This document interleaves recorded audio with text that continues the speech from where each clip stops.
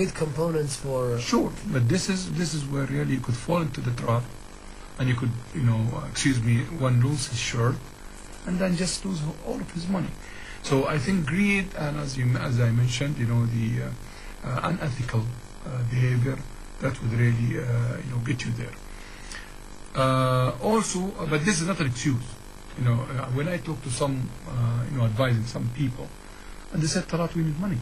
We need money. We are in a bad need for money. I said, even if you need money, this is not enough excuse for you to go into money laundering or to go to kind of unknown or vicious transaction. You have to be careful, because you will be asked. You will be responsible for your act. Well, some they listen, some they don't listen.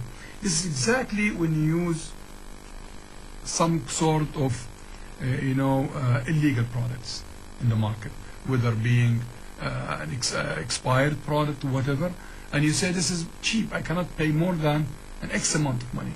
But this is illegal product, this is a kind of counterfeit product. How would you use it, especially in some sort of creams or whatever, for body lotion, whatever, that really could affect your skin or causes cancer? So what would you don't care about yourself, or using tires, tires that really, defective tires to save someone or counterfeit? It doesn't make sense. Sometimes the justification that you hear from some individual, really, you cannot buy it. Applaud. Absolutely. I think you get a valid point when it comes to the awareness of people. Now, Mr. طلعت, I want to talk about also legal ways sometimes of doing business, but very risky, that could lead people to lose money legally. Stock market, the stocks market, everywhere in the world, not only in the Kingdom of Saudi Arabia, even US. I mean, we've known people who've lost millions upon millions. Indeed. And unfortunately, I've seen some people who, I would not compare this to that, but I've seen some people, even when I was in the US going to school, addicted to gambling. We've seen some individuals who are addicted into speculating on a daily basis with loss every day, but they cannot give up this addiction, which is affecting their life and their social life. Indeed. And financial also gain. Indeed. So your advice to them? Well, my advice, when you want to invest, you have to know, when you have to have the background how to invest. Now, if you don't have the background, you should ask.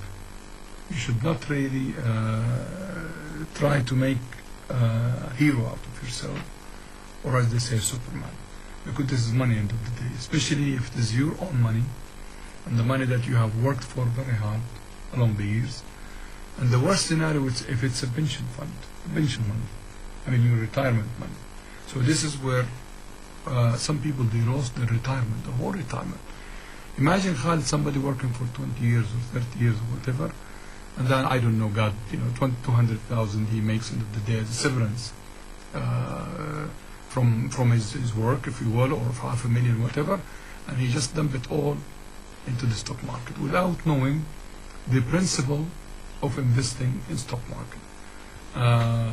Well, if you go back to the year 2006, remember, February, when the market took a dive. How could I forget? Yeah, big dive. Thank God I wasn't part of it. Yeah, but big dive. Some people, again, greedy, they were too greedy. They were investing while the market was, remember, 18,000 and 20,000 and so, and they made a bundle, they made a lot of money. But yet they want to make more money. And this is where the 206 came into the play, and then they lost their share. They lost their original profit they had made over the years, but also they lost the principal, the seed money, if you will, they started with. So what I'm saying, if you don't have the experience, you have to approach the most experienced people and ask them and take their advice. Don't rely very much on yourself if you don't have the knowledge. This is one. Or rely on somebody tells you, an information here from there or here from there. You have to be really careful how to fish for information, how to utilize the information, where to invest. And then it's a very common sort of advice in the investment world, if you will. Don't put your eggs in one basket. Even if that investment is the best in the world, you have to, diversity is very important. You diversify your investment a little bit in real estate, a little bit in the stock market. Even the stock market itself, do not put your money in a company. Put your money a little bit in A, B, C, D company. Try to diversify your investment. So, by diversifying your investment, well, the experience shows, over the years, you will average, well, if A company loses, E company loses, I'm sure not all companies will lose. Maybe D will lose, C will make it up for you, A will do a good money for you. So on the average, you own, and if you take the trend, especially in the stock market, if you take the trend on a 3 to 5 years with a proper diversification portfolio, you should be in a good shape. So if you don't have the principle of how to invest in the stock market or in real estate in that regard, or in money market or in bonds, you have to really seek the experience for that and ask before you fall into a problem or into. But you know what I mean. There are some people on daily basis. I mean, they until now they take some of their time from work where they supposed to be doing work and they be losing money on the internet. I would say this is very similar to gambling. You know, you have the gambling where you play gambling, poker, whatever. But this is the gambling with your money in the financial market. And as you mentioned, Khalid, to start with, it's illegal. You leave your work and you go and you do transaction out of your work. But actually, they do it on site. Well, this is. I think this is maybe the bad side of the technology that we have reached. Like mobile phone that you can transact through them now, or from the internet or whatever. But again, this is, I think, whoever that person working for whom, that company should really monitor its people and be very rigid with them, not to use the working hours, because if you use the working hours for non-working hours for something not related to work, now you're going to cause whoever come he wants to execute his work, he will be in a problem because he will not find that employee in a good shape or in a mind, if you will, that could serve him well. So the company should really dictate policies and procedure to completely ban and forbid such act, as you mentioned, when somebody transacts in the stock market during working hours. Okay, it's about time to take another break. Here is Mr. Talha, the director of the program, wishing you a very good and a pleasant time. Stay with us, we will be back. The service of the Kingdom of Saudi Arabia, and this is your program Saudi Evenings, and we're joined by Mr. طلعت حافظ, the Secretary General of the Media and Awareness Banking Committee. Now, Mr. طلعت, I understand that you are in the on the process of educating journalists which write to the public usually.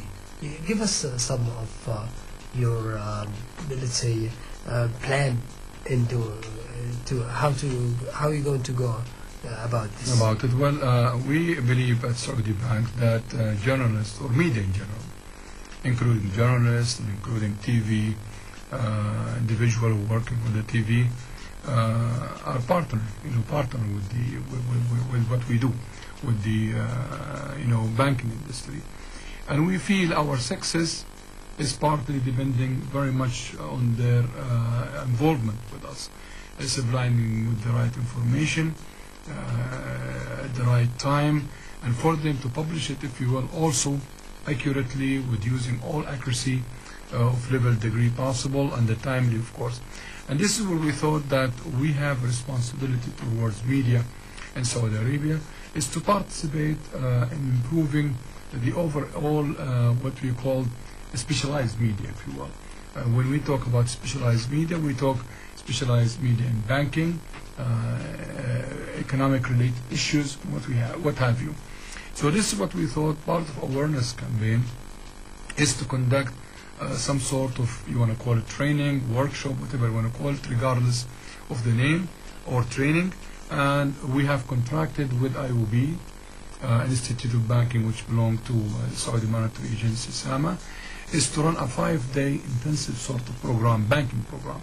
It's basically to take the participant for a 5-day, as I mentioned, very condensed and very intensive program, is to walk them through the banking world, they say, just to tell them what's the bank is all about, what's the main functions and roles, if you will, of the bank, and also what's the role of the central bank, and what's the relation between the central bank and the commercial banks, whether in Kingdom or abroad, and what's the connectivity between the central bank and between similar organization abroad like the IMF group, if you will, or like Basel in that regard, or what have you.